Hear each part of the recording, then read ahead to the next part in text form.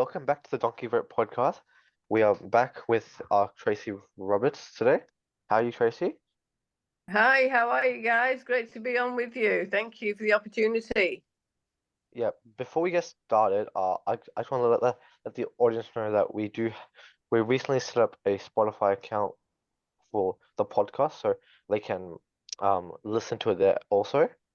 So also, Tracy, could you tell us a bit about yourself before we get started into the questions?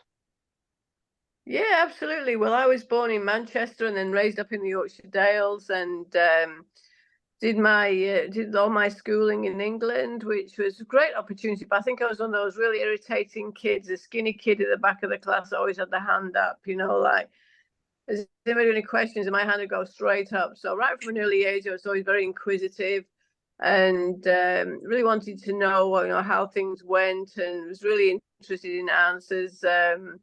So probably was really irritating in that sense from a teacher, but I loved the fact that it's just a great opportunity to be in a good school, in a good, yeah, just in a good environment, good, friendly, happy environment. And that was my schooling. I've always had a lot of good friends, and I was really good at sports. My family are professional sports people, so I was the only girl. The first grandchild born, there was a daughter that was like really interested in sports. So great schooling. And then they moved to the Yorkshire Dales, and that was a totally different school, especially being snowed in the winter months, because a lot of snow obviously in the Yorkshire Dales, and so we used to sort of miss quite a lot of schooling when we were snowed in. But still great. And then went to Skipton in for college. Yeah, so great school. Hmm. Yeah, that's very interesting there. So you talk a little bit about how a lot of your family was into sports. So what sort of sports were your family into? Football. Ah, Man U And fan? that's round ball football. Yeah, oh, Man U through and through. Yes, yeah. Interesting. That's so you still follow Man U a little bit even in Australia now? Yep, sure do. Always got to get up like 2, 3 a.m. to watch the games. No, don't do that. My husband does, but I don't.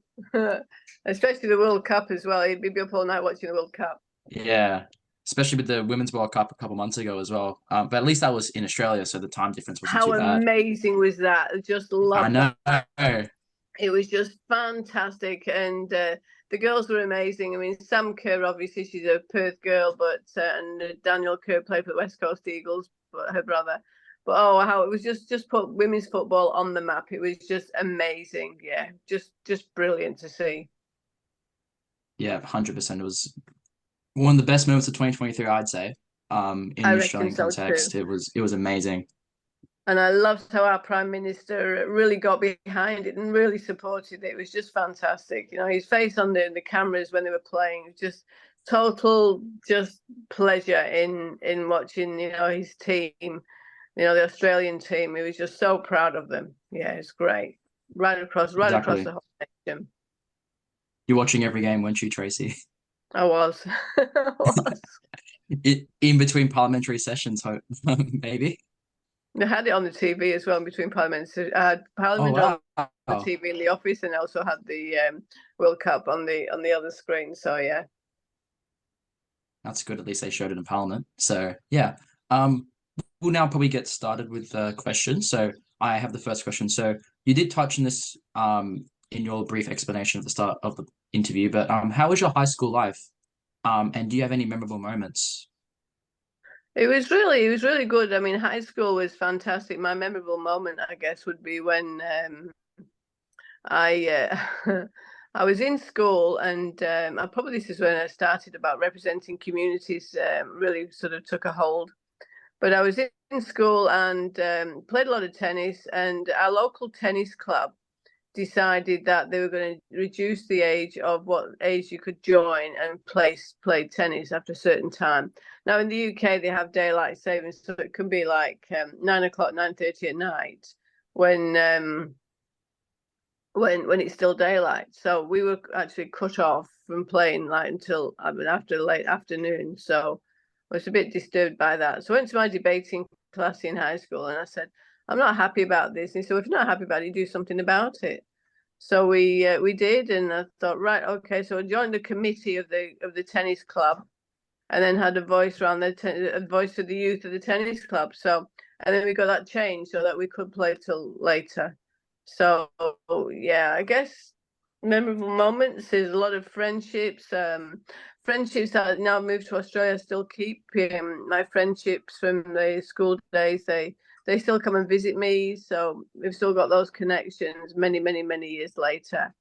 So, and I think the most memorable was trying to pick one out. I'm trying to pick You one pick out. multiple if you want. Yeah, I think the friendship groups and the good relationships with the teachers, even though I probably would have irritated them because I wanted to know the ins and outs of everything at all times. And then obviously, because we live so close to Europe, would be going visiting other countries. We did a lot of, because it's just across the water effectively, you're in the Mediterranean, and Italy and France, and so Sweden, and yeah, so I reckon a lot of overseas visits to different countries for lots of different reasons. Whether you're doing helping them out with, not particularly on holiday, but when you're helping them out with issues that they've got in their own country, and like Rotary, going in, the Rotarians, and we're actually a host family now for Rotarians. So yeah. Oh, nice. Yeah, because one of the other politicians that we've interviewed previously, he's a state Liberal member in Victoria. He was part of the Rotary program, and he went to Canada for his year 12. So that's pretty cool that you're into that you do Rotary hosting. So do you have a student right now that you're hosting for the Rotary We've got scholarship? one coming. We've got one coming in 2 weeks from Oh, Italy. nice. And so we've had about 16. We've had about 16 Rotary exchange students over the years. But one of the most memorable was Milan, who spoke 5 languages, who came to us for 3 months right when COVID hit.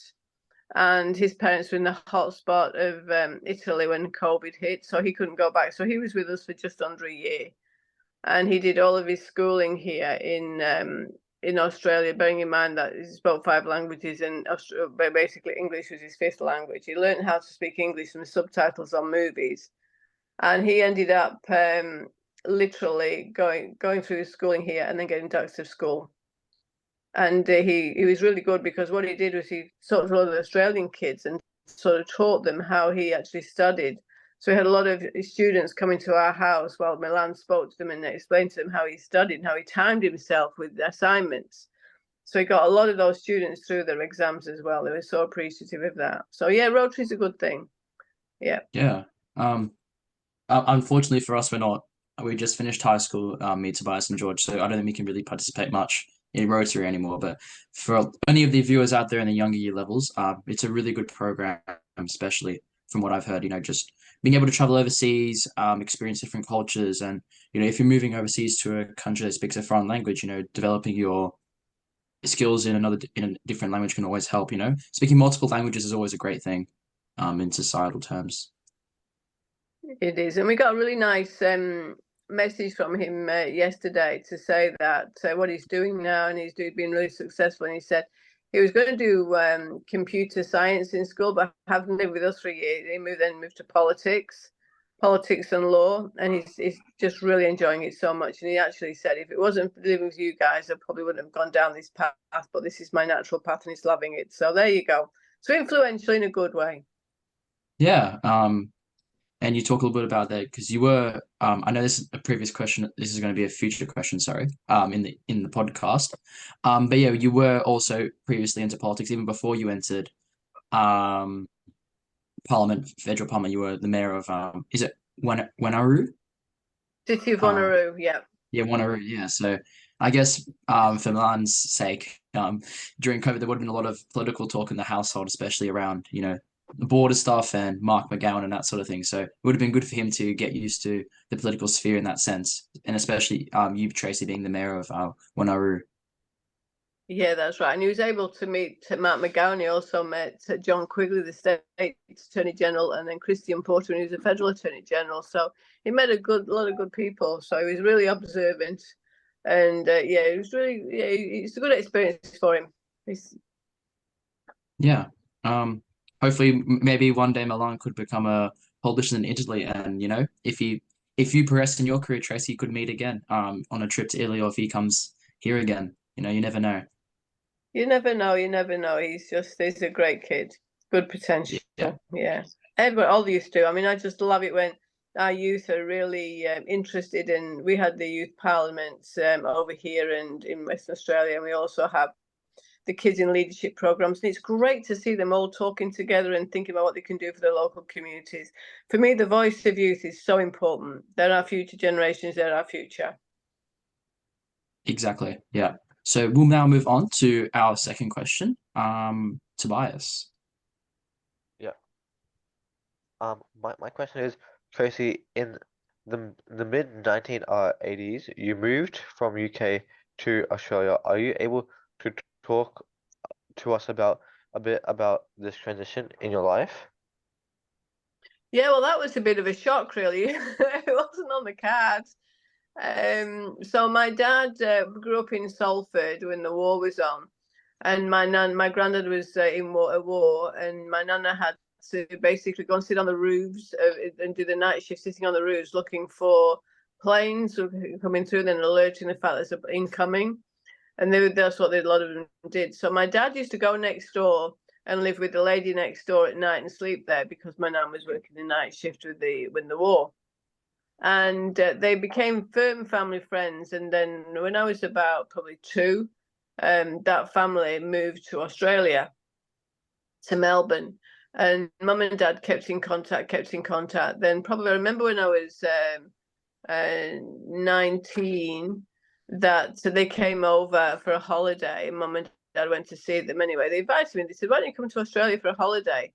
So I said, yeah, I'll do that. So it was a couple of years later, and I went to Melbourne for a holiday and met their son, who we just hit it off, absolutely hit it off, and fell in love. And he said to me, do you fancy coming to live in Australia? And so I never thought about it. I absolutely love living in England. I love living in the Yorkshire Dales. And he said, do you fancy living in Australia? And I said, well, why would I do that? And he said, well, we could get married. He said, so anyway, cut a long story short, I got married, and he came to England, we got married, we came back to Australia, went to Melbourne. And it was shortly after that he got diagnosed with Hodgkin's disease, and he was stage 4. And passed away a few years later. So yeah, that was pretty sad.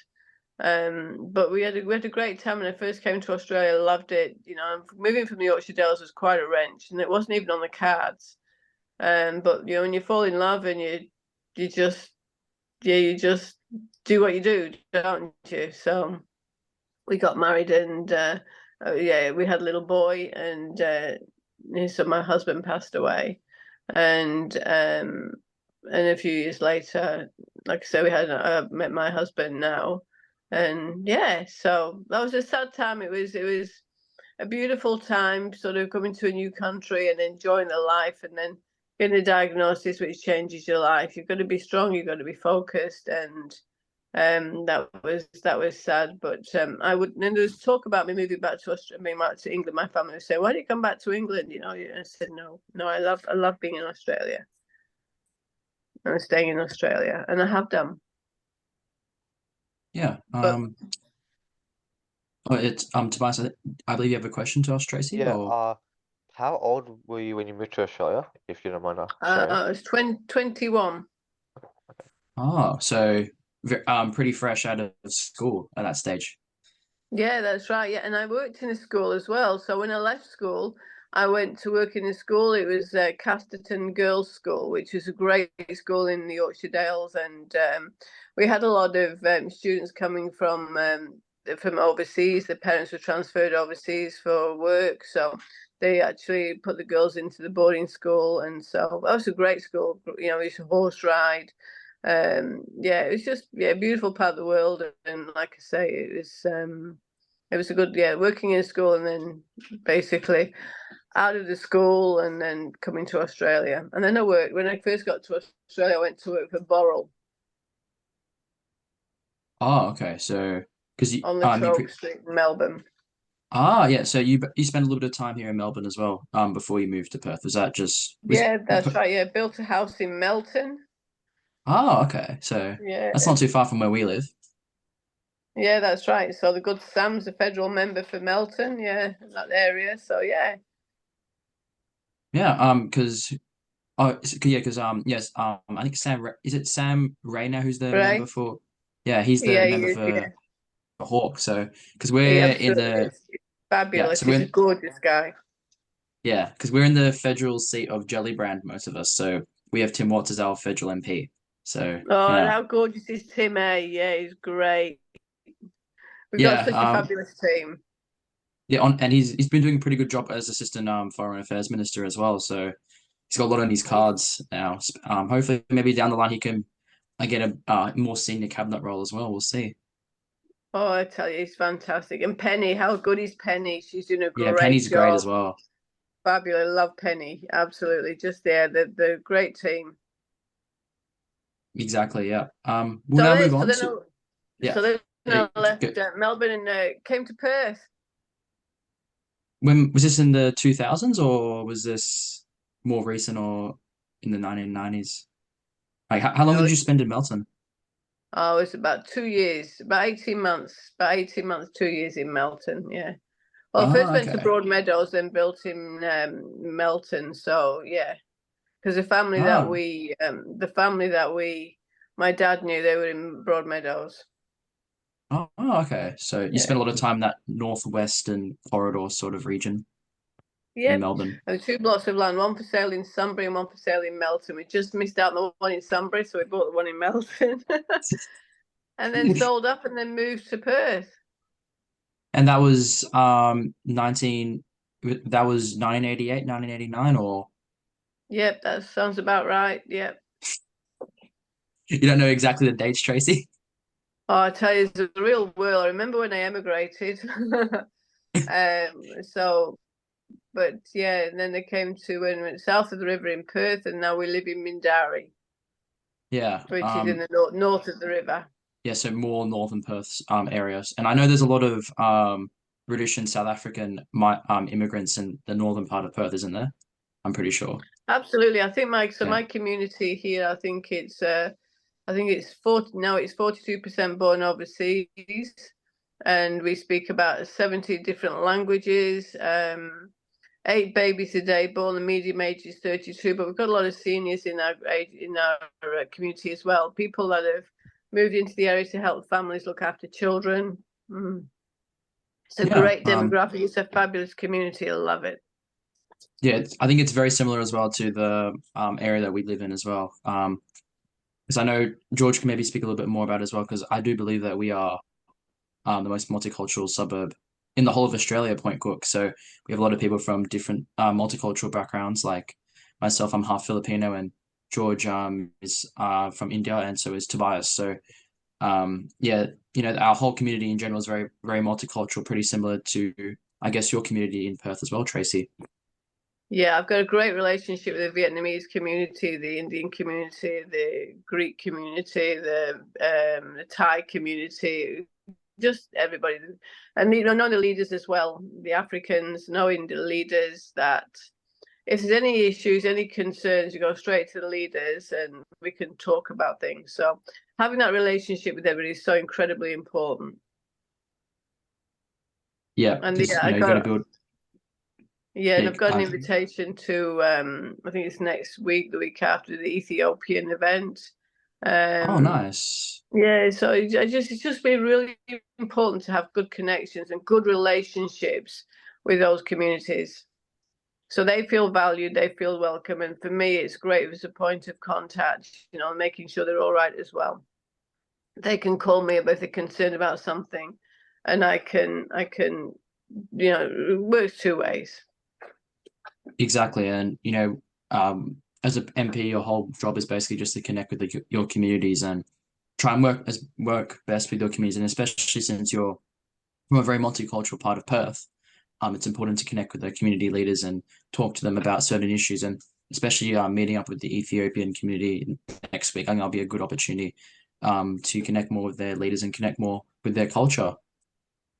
That's right. And the thing is that for me, I'm just a dead set nosy Rosie, Toby. I just checking in on everybody, making sure they're all right, and is everything going okay? What can I help with? What can I support you on? What ideas can we look at? And how can we get improved? As long as people enjoy where they live and now can be instrumental in helping that, then I'm happy. Yeah. We'll now move on to our third question. George. Right. So, prior to entering Parliament, you also served as the mayor of your local council for over 12 years. In comparing terms, what would you say is a harder job, being the member of Pearce or the mayor of Wanneroo? Right, that's an interesting question. So I actually, before I became the mayor, I was a councillor, then the deputy mayor. So I first started in the city of Wanneroo in 2003. And the reason I did that was I was the registrar of the local surf club. And there was a few issues there that I went to council to talk about and to council meetings, and didn't feel like I was being listened to as a representative for the surf club. So it was that reason that I decided to put my hand up for the local council. So in 2003, I was elected to the local council. And then in 2009, I was, and in 2009, it was a deputy mayor vote. So I put my hand up for deputy mayor, got deputy mayor for 2 years. And then in 2011, there was a mayoral election. So I put my hand up for mayor, and it's the mayoral vote that was by the whole community. It wasn't just by the council, it was by the whole community. So it was an all of community vote. So in 2011, I was voted in, and then 4 years after that, voted in again, and 4 years after that, voted in again. So I was the mayor definitely before I ran for federal, and really enjoyed it. Loved the interaction. Once again, reaching out to the whole community and engaging with them and knowing them, and walking down the street and people just coming to say, "Hey, how you going?" and talking to me about things and that concern them, and feeling that they had that really good relationship with me. That is so important for people to, so you are approachable with people. So I guess for me that was, which is the harder one, looking after the same community, because Pearce is effectively the whole of the city of Wanneroo apart from a few suburbs. It was quite an easy transition because I knew people, I knew the community, and I knew the groups, the sporting groups, the knitters and natters, the groovy grannies, the growing old and living dangerously, the youth clubs, the sporting groups, the residents associations. So I think when you've got those good relationships, the transition is easier. And I was so appreciative of the fact they voted me in as a federal member. So which is harder? I think probably the worst thing is not being here 24/7, is going to Canberra. And going to Canberra is great. It's a great experience. And I feel so humbled and so honoured to be a federal member. And you sit in that beautiful building in Canberra and you just get that real sense of place and the importance of the role in which you do. It is a humbling experience. So I guess not being in the community 24/7 is harder because we are in Canberra. But when we're in Canberra, we're still well and truly in communication with our community groups. So it's been able to help people on a different level by being a federal member than being a local government member, and that makes it so much more rewarding, especially when the initiatives that we've put forward about. Throughout the year, we had such a massively busy year. With the Prime Minister, when we hit the ground running, without any doubt about that. And being able to help people with the cheaper childcare, the fee-free tech, the cheaper medicines, the getting wages moving, the energy bill relief, expanding paid parental leave, social security payments increases in job seeker, rent assistance, and single parenting payments. So being able to be in a position to contribute to these resolutions and this legislation is really important. So which is hard. just been in Canberra, not been in community the whole time. But when I'm in Canberra, it's a very good reason. So I just love both. I love doing both because I'm representing people. So it's not hard when you love what you're doing. If that makes sense. That's a great answer, Tracy. Very, very good answer there. As I said, longer the better. So, and also so you don't serve as mayor anymore, correct? Because you had to give up that posting when you became federal member for Pearce, correct? That's correct. Yes, you can't hold both. Yeah. Yeah. So yeah. Because I guess there was a bit of Pearce before was held, as you said before, by the former Attorney General Christian Porter. So in that sense, yeah, it was, and you did get a pretty big swing towards you in the federal election in 2022. So in that sense, hopefully we can see if you can maybe keep holding on to the seat, because it is technically a Liberal seat in normal elections. Because 2022 in Western Australia was pretty bad. We can talk about 2021 state election with and even currently now the Liberals only have 3 members. So I guess in that sense it's a pretty difficult seat to hold. So down the line, as you said before, connecting with your community groups is important, because more down the line it'll become more and more marginal, and it'll be a tighter race in between the 2 major political parties. Oh yeah, you're right, Toby, and I never take anything for granted. So, but effectively, the day I'm elected, the next day I start just working as hard as possible can to the community. So, for me, it's important, like I said earlier, that people enjoy where they live. They enjoy where they've chosen to live. They feel supported, and by being heard, because I'm a listener, very much a listener, and I'm a doer. And I hope that will make a difference to how people decide to vote. But we're going to have a boundary review as well in the federal election, next federal election. So it'd be interesting to see how those boundaries move around. So who knows? But all Exactly, I can do is work hard and enjoy what I do, but mainly enjoy supporting people and helping people. Exactly. Who knows what's going to happen in the next couple of years? Politics is a game that always changes. So the political sphere now could be different to what's happening 12 months into the future at the end of 2024. Right. So we don't really know. Exactly right. Yeah, you can't control that. You can only control how hard you work, and how you look after people, and how you listen to people, and how you try and support people. Exactly. It's about, you can't control what's happening around you. You can only control what you do. So that's right. Yeah. Yeah. So we'll move on now to the next question. So who would you say is your political role model or idol? That's a really difficult question. I remember when early in the days when I used to listen to Bob Hawke and Paul Keating. What a team! What an amazing team! Paul Keating's absolutely quick wit, and they were just So I loved that. As I say, growing up in England and moving to Australia and listening to federal parliament in Australia that was when Paul Keating and Bob Hawke. So and then I remember when Princess Diana died. I think Tony Blair had been in the position very long as Prime Minister, and he really held it together for that, because that was the people's princess, and the grief of the country was just unbelievable, for very good reasons. She was absolutely adored. So what he had to do there. And then now one of our good old West Australians, Stephen Smith, who's a real ambassador. So I had a lot of time for Stephen Smith, and I loved how he used to go about his work and how his style of leadership, which was really, really good. And he's now in the UK. But I think, and also, Julie Bishop and Penny Wong. Julie Bishop got a lot of admiration for what she did at the time. I remember when the plane went down. What was the plane? The plane went down with the children on board. And was it the MH371?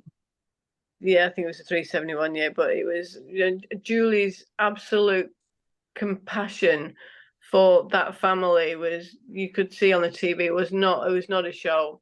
So Julie Bishop and then Penny, and I mean what Penny's doing right around the world, the current climate, she's doing an amazing job. She really is.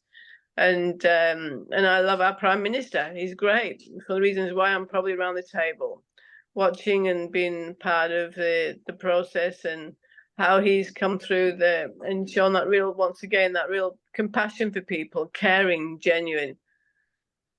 So yeah, there's quite no, I can't actually stipulate one person at all. For all different reasons, people have helped other people for very good reasons, and yeah, provide that support. Yeah. So probably not a really good question. I can't answer one person. It's a whole myriad of reasons and relationships and people and observations and experiences. God bless you. As always, yeah. You broke it on the new Watergate. Send it right back to them. Ilya, you mentioned me in the question. I just want to. What is your favourite nickname that Trump's given you so far? Is it Ron the Sanctimonious or Meatball Ron? I don't know how to spell the sanctimonious. I don't really know what it means, but I kind of like it's long. It's got a lot of vowels. I mean, so. Crazy. Yeah, that's it. Yeah. Okay, don't back down. Well, welcome back again from our little ad break. So, shall we get on to the next question? I believe you have it, George. Oh, I thought we could continue talking about Oh yeah. The previous question on political role models and idols. yeah. I think Tobias, you have a point that you wanted to ask Tracy? Yeah, I do find it interesting that you name Julie Bishop as a political role model, since she is a member of the Liberal Party. Are you able to talk a little bit about that? Julie's a great person. She's got a good heart. She did a fantastic job, and she's a good West Australian lady as well. So I've met Julie a number of times at different events. Always really friendly, really cheerful, and really across her brief. Very, very wise and very experienced. So yeah, a lot of time for Julie and how she conducted herself when she was in Parliament, and the roles and responsibilities that she had. She did them incredibly well. So yeah, Julie might be a Liberal, but she did a great job. A lot of time for her. And I think just to raise on the point, you did talk a bit about Tony Blair. Because I think when you did leave the UK, it was still Thatcher that was Prime Minister, wasn't it, at the time? Yeah, that's right. Yeah, Maggie. Yeah, so no, yeah, Maggie, Maggie. So no, Tony did a good job. It would have been incredibly hard at the time with Princess Diana passing away, because she was the people's princess. So I can imagine, being the Prime Minister at the time and not being long into the role, and then that happening, it would have been like, yeah, sort of, yeah, it would have been very difficult for him in so many different ways. So he did a good job. He did a really good job holding everything together as best he could. Yeah, and it's since the Gordon Brown Tony Blair government, Labor hasn't been in power in the UK, and they do have an actual election this year, so we'll see if Keir Starmer and Angela Rayner can pull it off. Because Angela's also she's from Manchester, isn't she, as well? I believe. I think she is. Yeah, I think she is too. Yeah. Yeah, because I was watching everywhere. Yeah, Manchester. All the Manchester people just into politics, I guess. Sports and politics kind of go hand in hand, I reckon. That's true. That is true. Because I was watching an interview with her a couple weeks back that she did, and she was talking a lot about her upbringing, because she's actually from I think she's actually from like the Salford region as well, but I think because a lot of her family in general is not very into politics at all, and I think she was saying that her mother couldn't even read or write when she was young, so she never saw any books when she was a kid, and she didn't go to school much. Yeah, it's been very, very hard, and her dad was working all the time, so I think she said she had a child when she was 16, and during her GCSEs, and she didn't have any GCSEs going out of high school, so she didn't really have anything. And I think she said that was because she's born in 81, so that was the year that Tony Blair got into and became Prime Minister.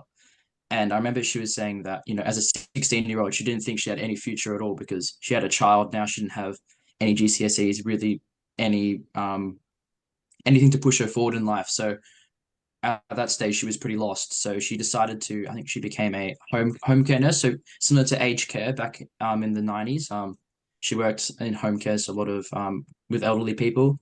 And then I think she got herself into like the trade union movement and worked her way up. And yeah, not within like 20 years, within 15, 16 years from being a 16-year-old with a child and not really having any future, she was in Parliament. And then nowadays she's the deputy leader of the Labour Party there. So it's been a pretty big rise from her from basically nearly 30 years ago, she didn't think she was going to have a future, and now she could become the deputy prime minister of the UK. That's right, and the opportunities that that are given, and you take them and you understand them. So sometimes the hard knocks in the beginning, and what makes you. I feel quite emotional about hearing stories like that, and the opportunities that arise and they're given to somebody, and you take them and you run with them. You know, there's one of two ways. You can either leave them, ignore them, or you just embrace the opportunities and you run with them. And a lot of time when your background, your history plays a very important role in how you define yourself as a person. And no one can take that experience away from you. As hard as the knocks can be, you pick yourself up, you dust yourself down, and you keep going.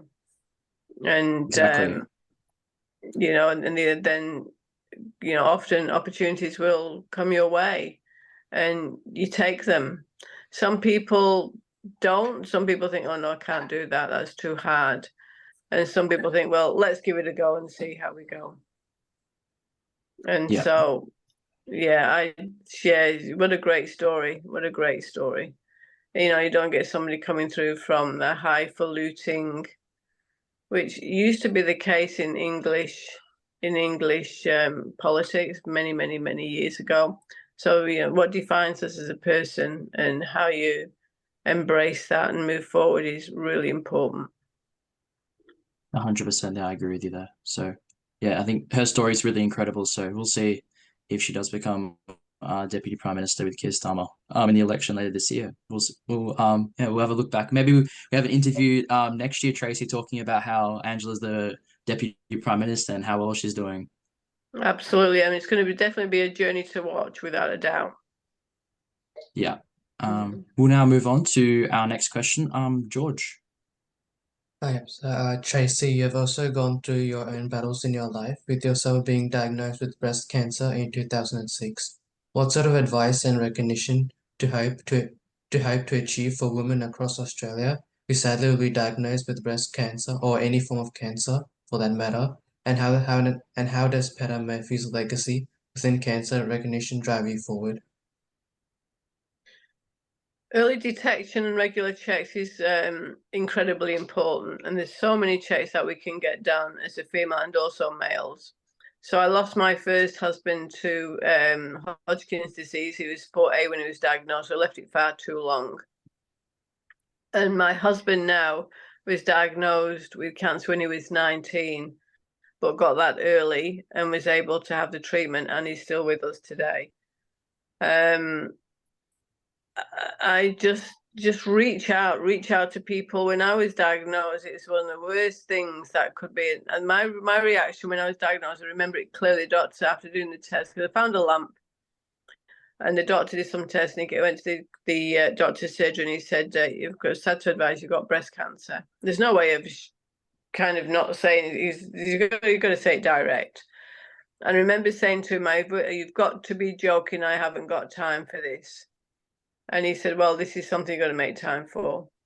And you do. You've got to make time. You've got to make time to do everything that you're told to do, because the medical profession know what they're doing. I do a lot of work with the Relay for Life. I'm the ambassador for the June July 1 Relay for Life, which it basically is where they keep the baton running for 24 hours because cancer never sleeps. So for fundraising, all that I do for fundraising for cancer is significant, because we need the fundraising. We need the researchers to have the opportunity to fix things. You know, they can't do the research if they've not got the money to look into it. So for me, the important thing for fundraising for research is something that's just non-negotiable. It's got to be done. Research has got to continue. It's got to be more sophisticated. Each time they're doing so much more for research, for helping people, for supporting people, but for people themselves, it's I've got a lot of friends who are going through breast cancer now, and they know that I've been on a breast cancer journey, so they reach out to me. It's supporting them and helping them. And some people feel like they've failed because they've got cancer. They've not failed at all. It's just a gene that's in the system that's created the cancer. So it's keeping strong, keeping focused, letting people help you. So some people like to be really independent, but letting people help you, giving you hugs when you need it. Sometimes you don't need it. You don't think you need a hug, but you do need a hug. Caring, and just, and doing the right thing by listening to the doctors.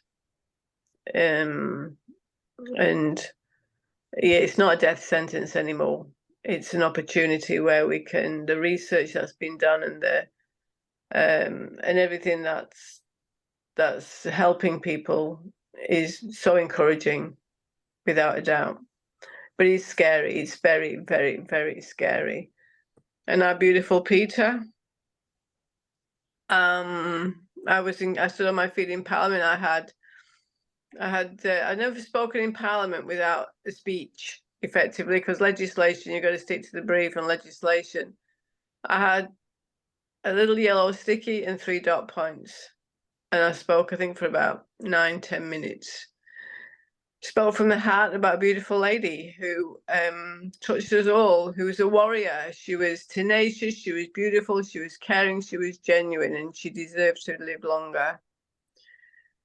So, it's always very, very sad when cancer takes somebody that's close to us, and it's always sad when cancer takes a family member, from people right around the world. It's awful. But with Peter, she's somebody that I'll take her values with me on my journey in that place. My journey in Parliament will be, because she sat where I sat, she sat immediately to my left in front.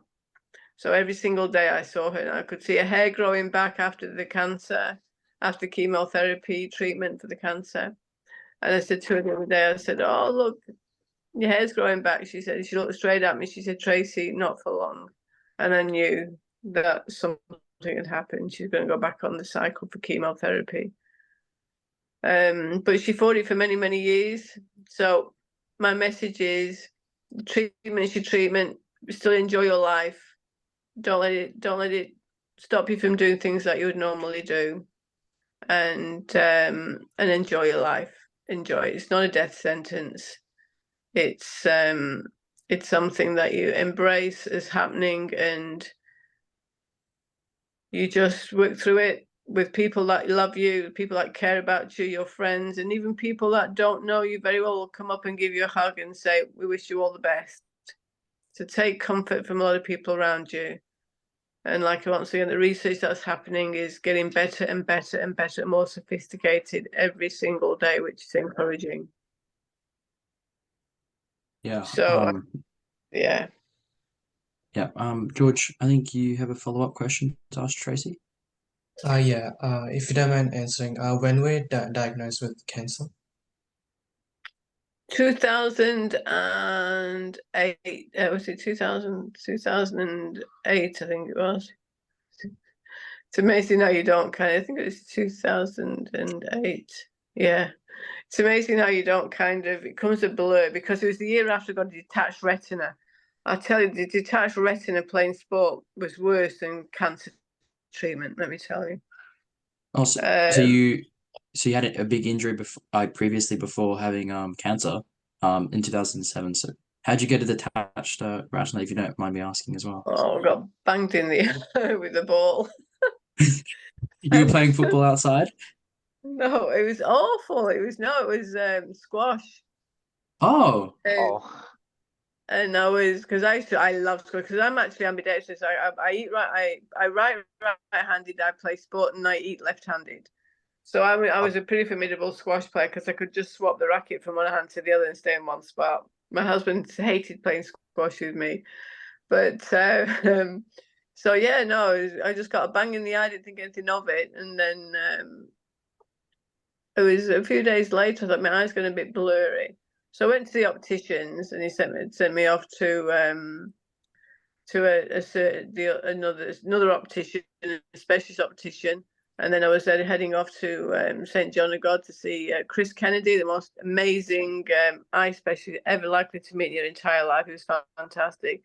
And I was due to go on holiday 2 days later. So I went to see him. He said, right, we're going to have to do some work on this. And I said, well, I'm going on holiday in 2 days and I'll be back in a week. And he said, the only thing you're going home to get your pajamas to come straight back to hospital. We're operating tomorrow.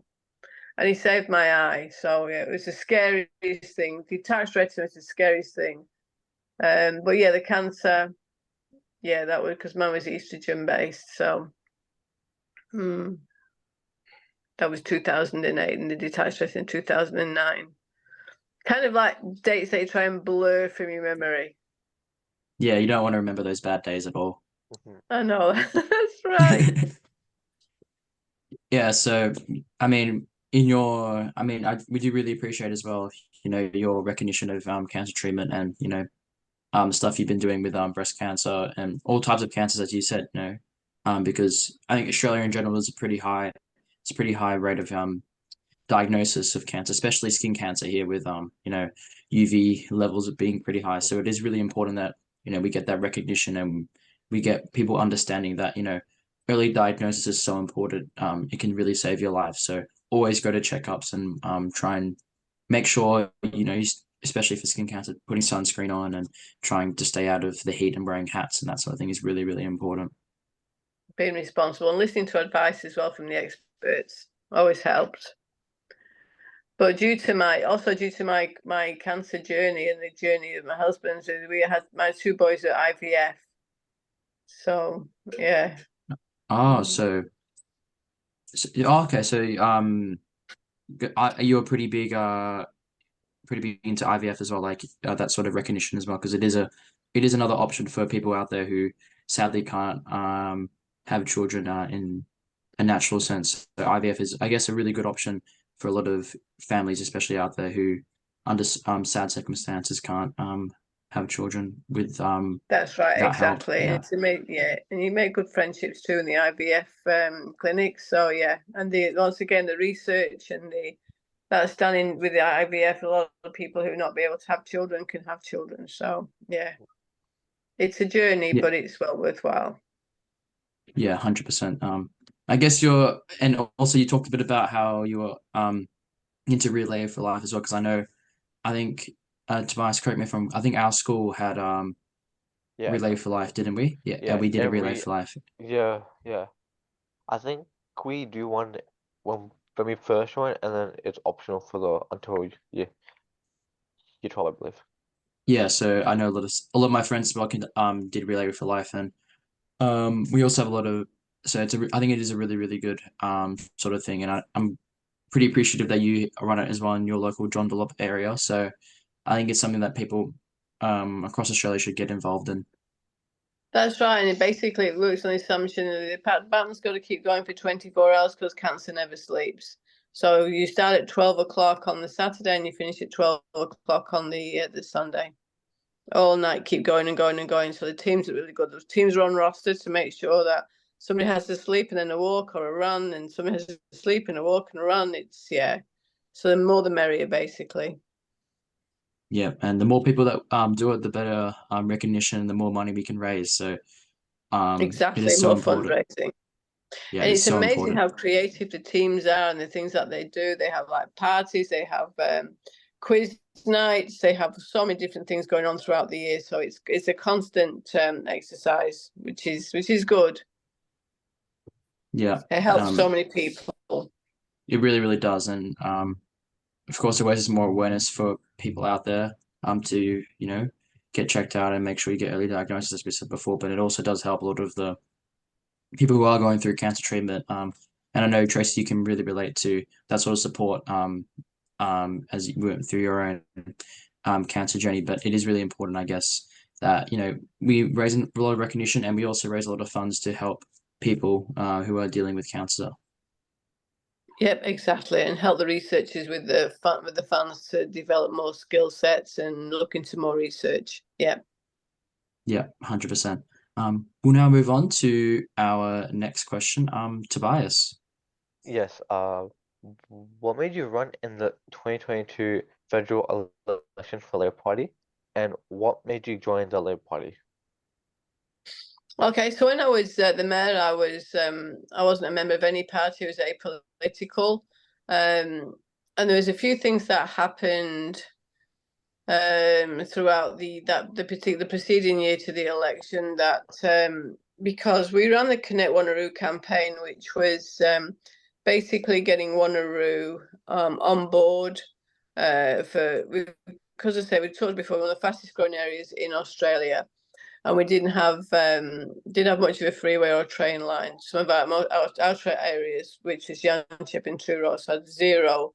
They had two roads effectively. So we worked hard to get Marmion Avenue dualed and the freeway extended, and the train line dualed. Train line going straight through to Yanchep, which would then connect that community straight through to metropolitan Perth. So we had a lot of discussion, let's say, about that and the support that we're getting. And at the time, I was the mayor of Wanneroo, had been for 10 years at that time, nearly 11 years, and I was the president of the West Australian Local Government Association, and I was the vice president of the Australian Local Government Association, ALGA. So I knew Anthony Albanese from many years ago in my local government days.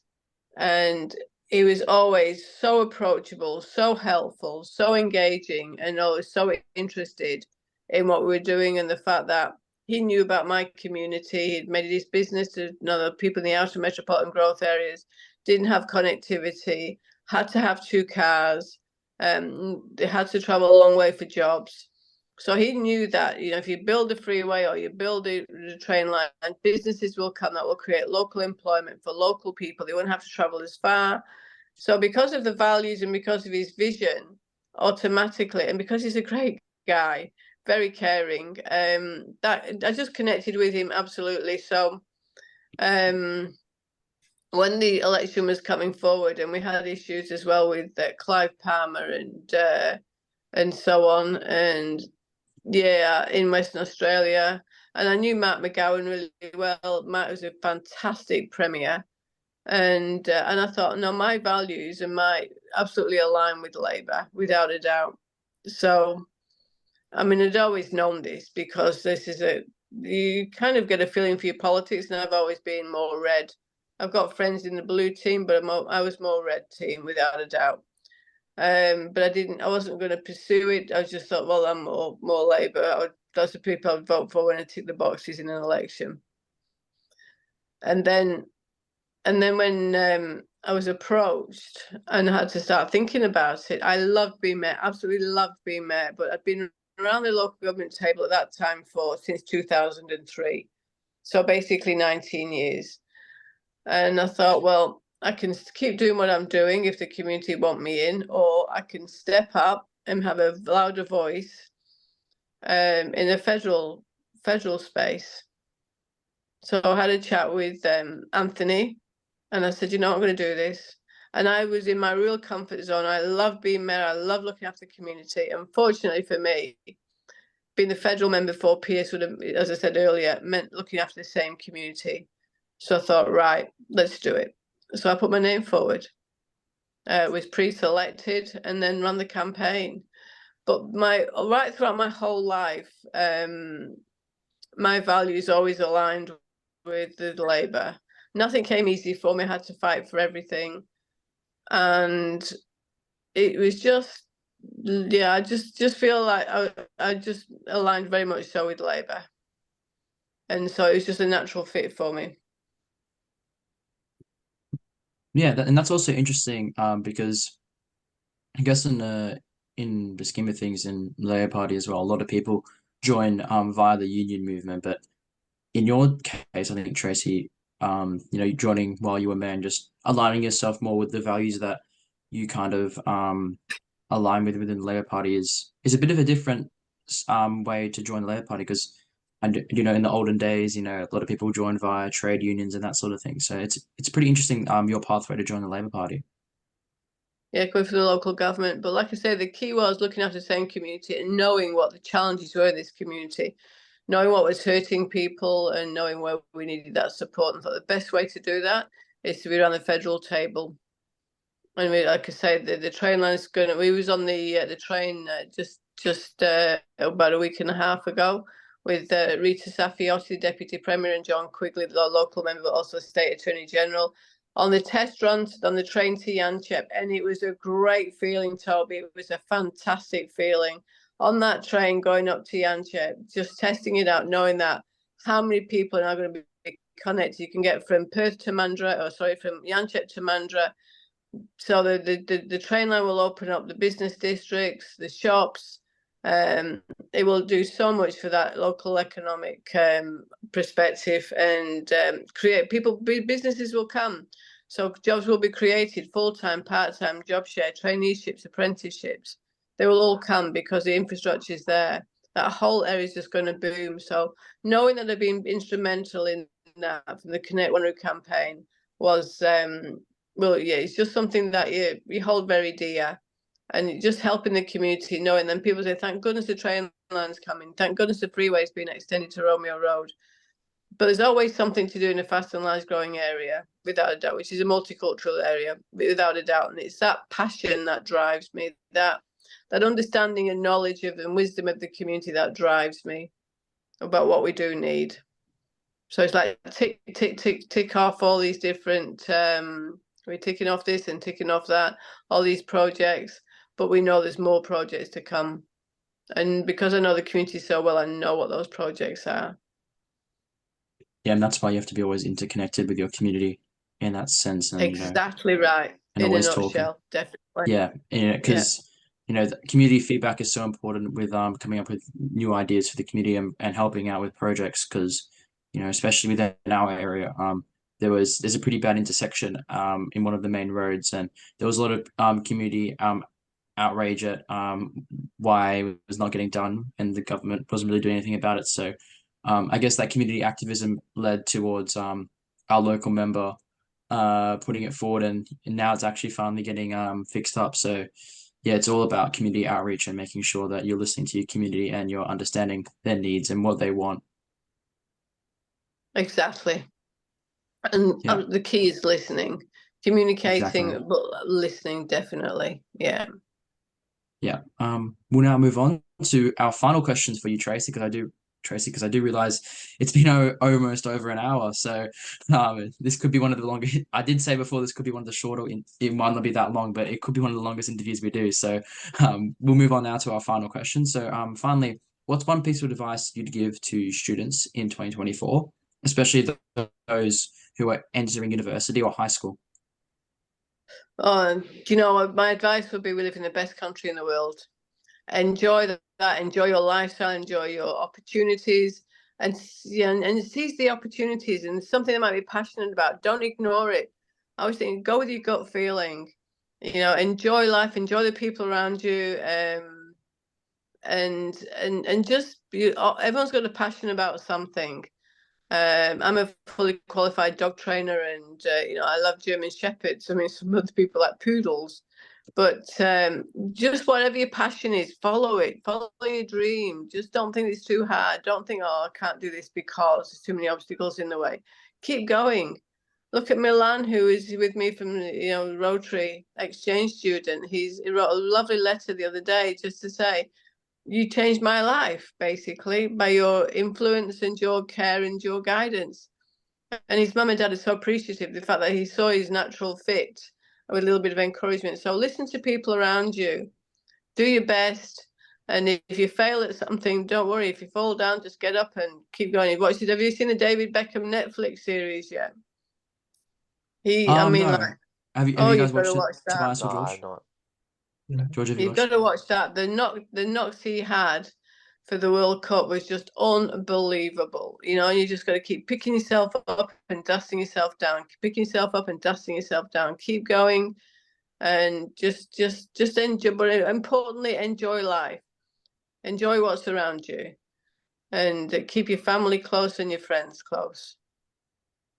Exactly, I don't because know. the more failures you have in life, the higher chance you'll be able to achieve something down the line. Because we always learn from failures, and we always keep moving forward.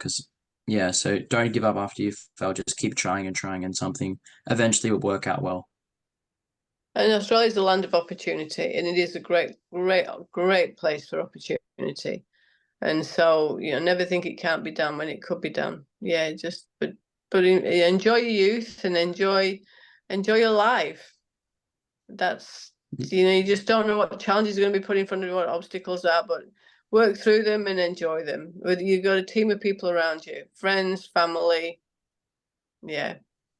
Exactly, and for most of us, we're 18, going into university, so we're only 18 once. So enjoy life, enjoy the opportunities that we can have, and you never know what's going to happen down the line. That's right, and the education that's afforded to you, and the opportunities of work are beyond what you want to do, engineering or whatever. So for me, it was, I just looked forward, and I had some opportunities. I could have had a totally different life if I hadn't seized the opportunities. So, Exactly, always take every opportunity in front of you in any situation. Yep. yeah, and also remember that life is constantly learning. We're learning all the time, all the time. Like, I'll be going back to Canberra at the end of this month, and I'll probably have another year of learning and understanding ahead of me. What's happening. Yeah. Every single opportunity, every single thing we do is a learning experience. So it's always important to have that growth mindset and making sure that you are willing to learn in any situation Exactly. in the world. Yeah. And I always say, look back with pride and look forward with confidence. That's something that you look back on what you've done and you think, yeah, sometimes I did some great things and sometimes I did do some not so great things, but I did what I did, and I'm not a bad person, and I'm looking forward with confidence, because you improve yourself as you go forward, and you realise things in your personality that you think, maybe I need to tweak that a little bit. That's probably not the best for some people. When you're young and you're 18, you think, I thought, yeah. And then things happened in my life that made me rethink quite a few things. I had quite a lot of upset and devastation and happiness and love. So it's a big melting pot of life, isn't it, Toby? Yeah, 100% agree with you there. So I'll give it now to Tobias to do the outro. Yep. Thank you, Tracy, for coming on with us to have this interview with us. You're very, very welcome. And I hope it sounded all right, because like I say, I'm just recovering my voice back. So yeah, it probably sounds a bit croaky, but hopefully it came across okay. I try to be, because I'm rapid fire speaker. I speak very fast normally. So I've had to sort of moderate my speech so that you can understand better, because my voice has been really croaky. No, it's been great. It's been pretty for all three of us. I think we can all understand you pretty well, Yeah. outside of the British accent, I guess. But have I got the strongest English accent in Parliament, do you reckon? Is there anyone else who's got a British accent in Parliament? Not that we've spoken to. I don't think so. No, I can't think of anyone else. There's Is there always any someone. other English English descent MPs who were born in England, Tracy, that you know of in federal parliament? Yeah, there's quite a few of us, but I think they've been in Australia a lot longer than I have. So Yeah, it's you might funny have because you might have the it's strongest really accent, funny. Tracy. Just some of the coaches say, Tracy, I go, yeah, do you want a cup of tea? I go, don't have a coffee, thanks. But yeah, I mean, some people. So that's what's making me. I'm not actually listen to, because I speak as I speak. I don't, and I'm just surrounded by a lot of Australian accents. I don't really. I'm going to have to listen now. I'm back in Parliament in February. I'm going to be listening to who's got a really strong, if anybody's got a strong English accent, but I don't know if they have. Yeah. I'm going to listen now. Yeah, you got to try and figure out who's maybe got a stronger accent than you.